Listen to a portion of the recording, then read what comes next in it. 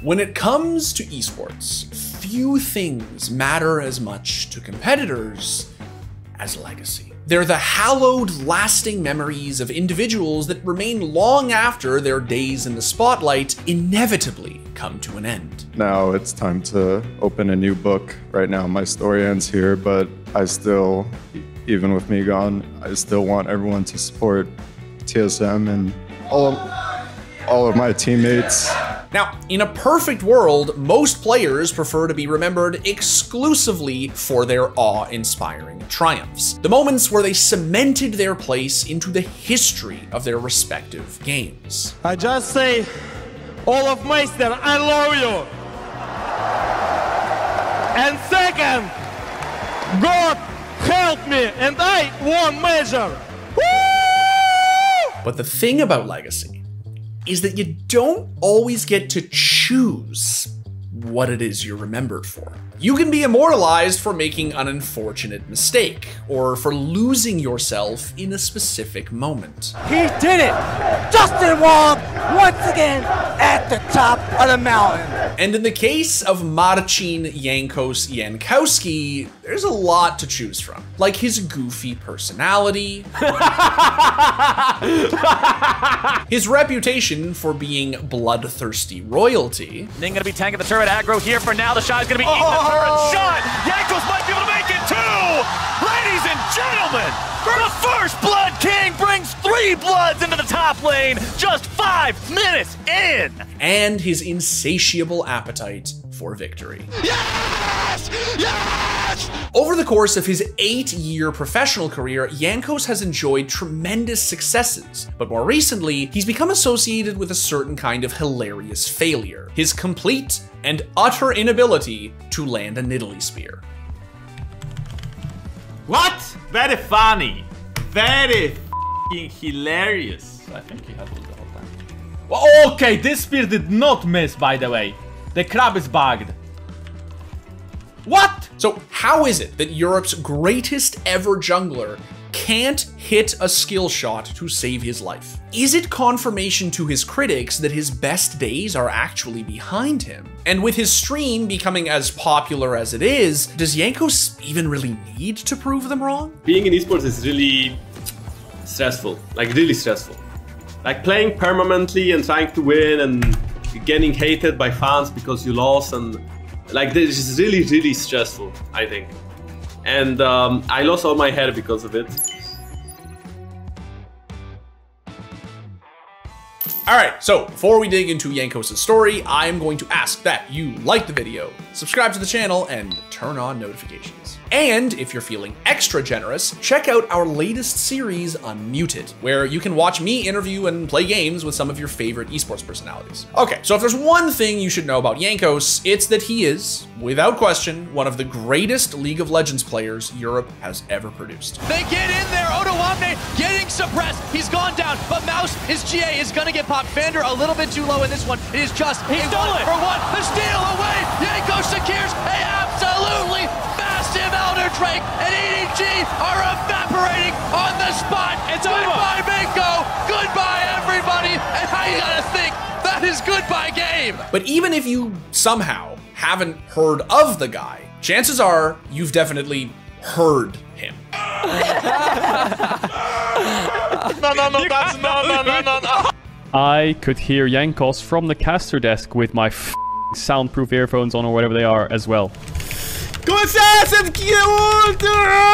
boosted! Bad! Me bad! Delivering. Yes! Kurva! But despite being a loud, naturally animated fellow, there are some things that Jankos prefers to keep quiet about. Yeah, you see? So I'm low-key weird. Or I'm a weak that like keeps it secret. Because I saw Mic Check last year where you said that someone... Oh shit, no, don't bring it back. That someone should call you Onichan. And, contrary to what you might have heard, he is something of a ladies' man. Why am I talking? Like, why did you send someone when I'm talking about being horny? Why did you send it? Why does it always happen to me? Like, why can you just not? Can you just...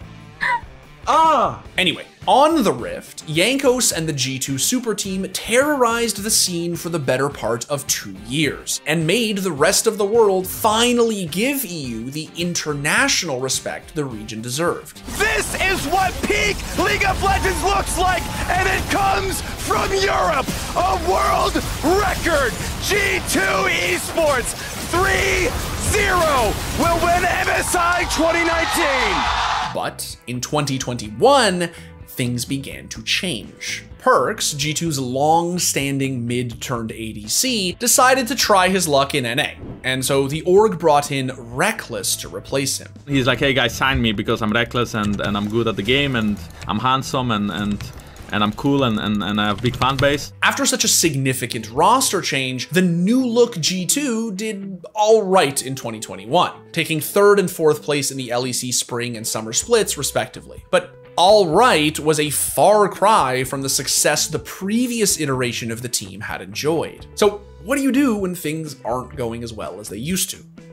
Well, as is the hallowed tradition in any esport, when the team isn't quite getting the results you want, you blow the roster right the f up and start over. When the dust had finally settled, the only 2 remaining pieces of Europe's greatest ever League of Legends team were Caps and Jankos. They became the foundation for the roster's newest iteration, and that was a decision not everybody agreed with. So I go to Carlos and I'm like, hey Carlos, I'm washed up. I went 1-9 with Graves in solo queue. I cannot be good anymore. You should get self-made. And then Carlos is like, you know what?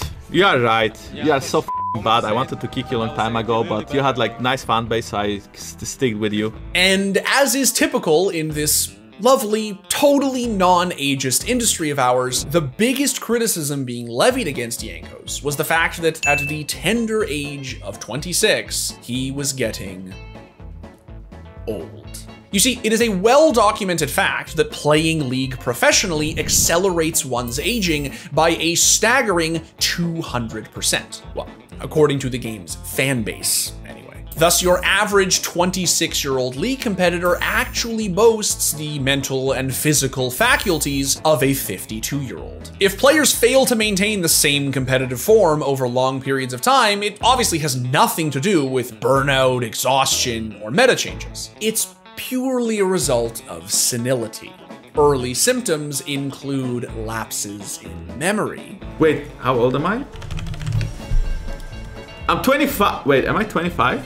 Yeah, I'm 25. So this year I'm gonna be 26. A strong aversion to anything newfangled. Hey! This is illegal! We can't just be watching me and drinking espresso plus milk. We have to be drinking something else. And oftentimes, a decline in some very basic motor functions. Really? What? Do you see that spear? Do you see that spear? I swear Riot Games against me. Jankos seemed to have been hit particularly hard by that last one, especially when it came to playing Nidalee, and that was a problem. You see, when Jankos and his teammates won MSI in 2019, Nidalee wasn't a very big part of the meta. But in 2020 and 2021, she became one of the game's most important junglers, and serious pros had no choice but to learn her, or put their team at a big disadvantage in draft. Now, if you don't know Nidalee, she's this fast, power farming, skill shot centric champion who's been around forever. She comes with loads of damage and poke, and in the right hands, her spears can make a huge difference on the Rift. But in Jankos' hands, that proved to be a different story. What? How did that miss? Town can just like try to snowball right now. Only I can throw a spear in between 2 jungle monsters.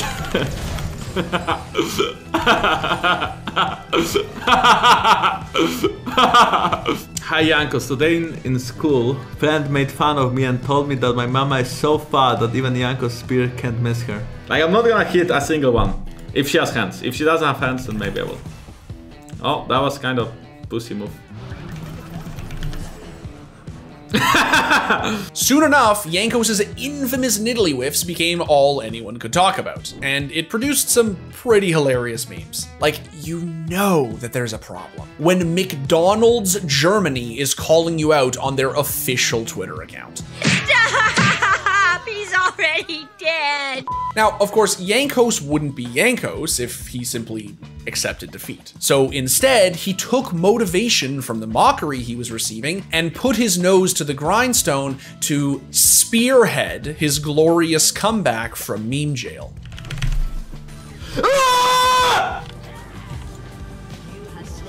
My spirit just killed him. I like that. Me hitting a spear though is something super unexpected. And it wasn't just his Nidalee spears that saw a marked improvement. Jankos was also using his sage wisdom and experience in G2, transitioning from the hot-headed superstar jungler into a stable veteran presence who could lead his young teammates by example. This is gonna be exciting. It's gonna be loud. So we keep our comms clean and we play like we play, I guess. Game 1 could definitely be the game where the bigger dig wins, okay?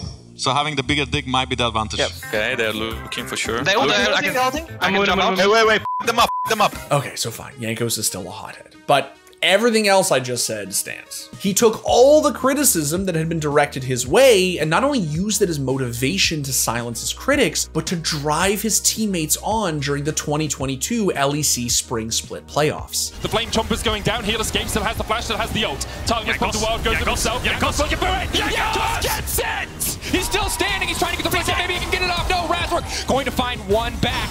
Not all is lost, but Jankos is here. Flag and drag through everywhere Razork wants to be. Jankos has his number. Humanoid trying to play towards the top side, but here comes Jankos. That's the stun. Caps doesn't have any follow-up here, but it might be enough. That's it! That's the fourth stack coming in for the concussive blows, but Razork wants a few more. Rampage fully stacked. It's going to be big damage. He finally manages to connect the stun. Jankos, he's still hungry!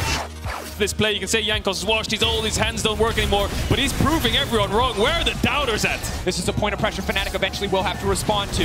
4v3. Is Jankos going to go for the 50-50? He has vision. He has vision. Jankos going in. Jankos, he gets it! Oh, they want the 3-0! They can taste victory in front of them, Fnatic. Now they have to be scared, but hit a second. Sidestep from Broken Blade manages to make it out. Flacket now on a killing spree. Razork, he's in the midst of the entire team. The GP ult is big, but it's not going to be big enough. Upset lag down a massive ult, but it's all falling apart in the final moments. G2 tearing through Fnatic. This was their last chance, and they missed. It's a triple for Jankos. The follow-up is there. It is absolute dominance for G2 Esports in the final fight. 2-0 clean control. The final game close, but the quadra for Jankos. Jankos here, but really can you fight? Trimby locked up. Jankos will take one. Mauern can EQ. The pillar! Get back over here. Jankos brings Mauern back, and it'll be another kill over to G2. Caps on the chase with the charm. The fighting never ends. Trying to defend, they got a man advantage, but what can they do? The shock blast goes wide. Caps still advancing. Flash charm, Trimby tanks it. Perfect play by the support from Rogue, but the death from below is enough. And the death of Rogue is written in stone! While the high of G2's spring season victory might have been brought back to earth by a semi-final smackdown against T1 at MSI, Jankos has proven himself to be more than capable of navigating the emotional roller coaster that is life as a League Pro. And amazingly, despite the taxing ups and downs of the past few years, his competitive spirit remains safely intact. Although that fact alone hasn't stopped him from thinking about what his next chapter might be. But honestly, playing competitive, it takes a toll on you. Look at my hair. It's one of the things that really got hit hard when I became a pro player. And you have no free time and you have no life. And I cannot, I just don't see myself being a pro gamer when I have a child and a wife. The future is clearly on Jankos' mind, and it shows in the amount of time he's begun investing into building a loyal Twitch following. Now, when his fans aren't watching him compete in the LEC, they're turning up by the thousands to see what other nonsense he's getting up to.